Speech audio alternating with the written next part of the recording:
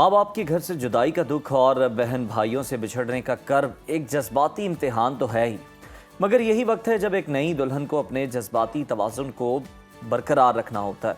नए ख़ानदान में एडजस्ट कैसे होना है, ससुराल के नए रिश्तों में अपनी जगह और मजबूत बुनियाद कैसे बनानी है, इन्हीं तमाम सवालात के जवाब जानने के लिए हमारे साथ मौजूद हैं मारूफ रिलेशनशिप कोच एजाज बुखारी साहब। बुखारी साहब, आपको वेलकम कहते हैं programme. Thank you sir. Bukhari साहब, बेटियों को रुखसत करते वक्त वालिदैन अक्सर हम देखते हैं माली तैयारी कर रहे होते हैं, कोई कसर नहीं छोड़ रहे होते, हर तरह की तैयारी आप समझ लें, लेकिन नफ्सियाती और जहनी तैयारी इन सबसे कितनी ज़्यादा इंपॉर्टेंट है आपकी नज़र?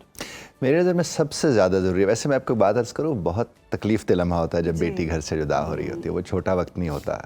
उस वक्त देखने को मिलता है, हमने देखा होता है कि माँ बाप तो जो रो रहे होते सो रो रहे होते हैं। एक ऐसी कैफियत उस वक्त बनी होती है कि आए हुए लोग भी कहीं ना कहीं मुँह छुपा के रो रहे होते हैं। एक अजीब सी कैफियत होती है। देखिए, जो एक बच्ची एक घर में बरस बरस पली है, वहीं वो खेली कूदी, उसकी शरारतें, वो कमरे, वो खिलौने, वो सब उनकी ज़ात का हिस्सा कहीं ना कहीं बने होते हैं। और ज़ाहिर है, जब वो जुदाई का लम्हा या विदाई, इसलिए उसको जुदाई विदाई कहा जाता है कि उसने सारे वो सब कुछ छोड़ के वहाँ से अगले घर में मुंतकिल होना होता है। तो इसमें कोई बात नहीं कि वो जज्बाती लम्हात नहीं होते हैं, लेकिन जज्बाती लम्हात के लिए ही तो नफ्सियाती तैयारी की ज़रूरत होती है कि जब वो नफ्सियाती तौर पर हम अपनी बेटियों को तैयार कर देते हैं, और सलीके के नाम सिर्फ रोटी पकाना नहीं रखते, बल्कि सलीके के नाम ज़िम्मेदार होना, ज़िम्मेदारी को संभालना भी रखते हैं। सलीके का मतलब हम ये भी रखते हैं कि उनको टाइम मैनेजमेंट भी आती हो। सलीके के हम ये भी रखते हैं उन्हें बजट मैनेजमेंट भी आती हो।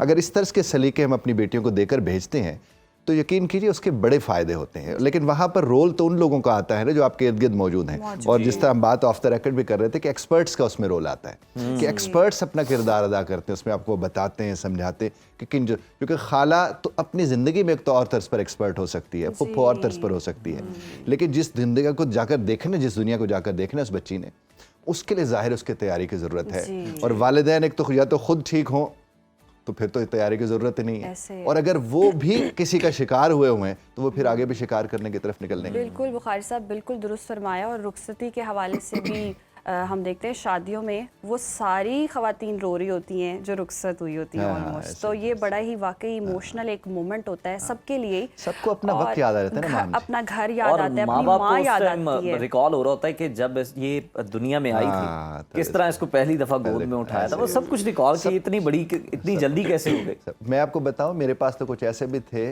कि जिन्होंने बीवी बेटी को रुखसत करने के फौरन बाद उसकी गुड़िया जाके देखी।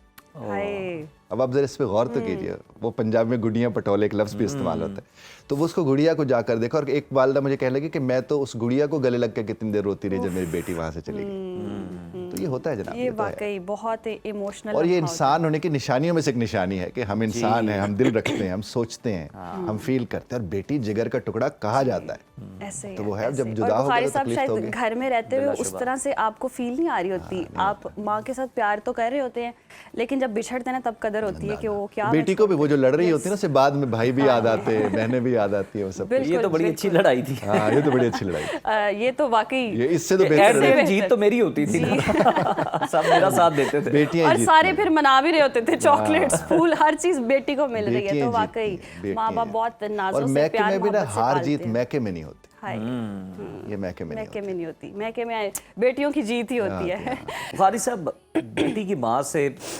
फरियाद या ख्वाहिश असल में जुदाई के दुख का बड़ा एक मासूमाना इजहार, आप उसे कह लें, ये होता है। और आपने एक चीज़ और डिप्रेशन बनने से कैसे रोकना है? जी, मैं इस पर भी अर्ज करता हूँ। अब मुझे शायर के ऊपर ये कि देखिए, उसने मेल है शायर, शायद आपने को सज्जाद साहब नाम लिया, सज्जाद साहब। तो अब ये माँ की तरफ से लिखा है और एक मर्द लिख रहा है। एक तो ये बात, और दूसरी बात जो मुझे इसमें देखने में ये मिली कि ज्यादातर जो था वो बाबुला होता था। हाँ, ये माँ की तरफ से भी बड़ा डिफरेंट आया है। यस, कि माँ के साथ उसकी मोहब्बत, यानी यूं लगता है कि लिखारी ने हर जो रिश्ता है बेटी का, उसकी जगह खुद को रखा है, और फिर जनाब वो फील करके लिखो। That's wonderful. बाकी जहाँ तक आप फरमा रहे हैं डिप्रेशन का होना, देखिए डिप्रेशन का होना भी इंसान होने की निशानियों में से एक निशानी है। यदि दिल होगा तो आप महसूस करेंगे। इसीलिए कहते हैं कि जब गुस्सा होता है, डिप्रेशन होता है, इस कैफियत को थोड़ा सा कम कर सकें ताकि बच्ची भी एंजॉय करे, अपनी मैनेज करना। उसके लिए देखिए, अगर आप जुदाई के लम्हात से पहले